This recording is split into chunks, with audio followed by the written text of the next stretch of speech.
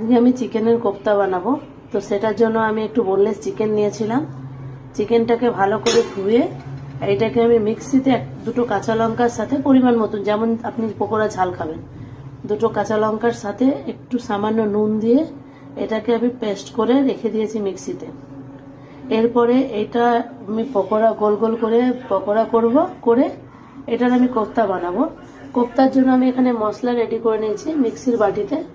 আপনাদেরকে দেখানো হয়নি, আমি তাও আপনাদেরকে বলে দিচ্ছি। এর মধ্যে আমি 5-6টা আলমন্ড নিয়েছি, অর্ধেক পেঁয়াজ নিয়েছি, 2-3টে রসুনের কোয়া নিয়েছি, আর পরিমাণ মতন ঝাল নিয়েছি, হাফ টমেটো নিয়েছি।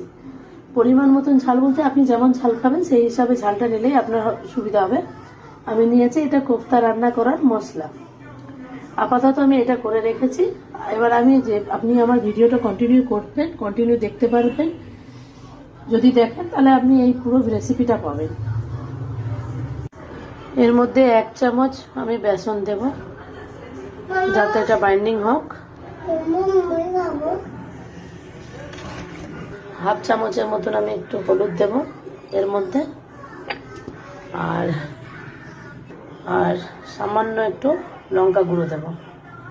দিয়ে এটাকে আমি ভালো করে মাখাবো। নুন তো আগেই দেওয়া আছে, দিয়ে এটাকে ভালো করে মাখাবো। এবার এর মধ্যে 1 চামচ আমি বেসন দেব যাতে এটা বাইন্ডিং হোক। হাফ চামচের মতন আমি একটু হলুদ দেব এর মধ্যে, আর সামান্য একটু লঙ্কা গুঁড়ো দেব। দিয়ে এটাকে আমি ভালো করে মাখাবো। নুন তো আগেই দেওয়া আছে, দিয়ে এটাকে ভালো করে মাখাবো। এবার এই যে আমি কোফতাগুলোকে গোল গোল করে ভেজে নিচ্ছি। কিছু হাড় ছিল, ওই হাড়গুলোকেও সাথে ভেজে দিচ্ছি, খেতে ভালো লাগে, কারণ মাংস সবকটা বনলেস ছিল না, ওর জন্য। এই যে আমি গোল গোল করে আমি এবার ভালো করে লাল লাল করে পকোড়াগুলোকে বানিয়ে নেবো আগে। দিয়ে বানানোর পর এটার আমি মশলাটা ফ্রাই করব। এই যে কোফতাগুলোকে লাল লাল করে আমি বের করে নিয়েছি। এবার আমি কোফতার মশলার জন্য কিছু ফোড়ন দেব। এই যে একটা তেজপাতা দেব আর একটা শুকনো লঙ্কা, বেশি কিছু ফোড়ন দেব না। দিয়ে এটা একটু ভালো করে ভাজবো, লাল হয়ে যাক।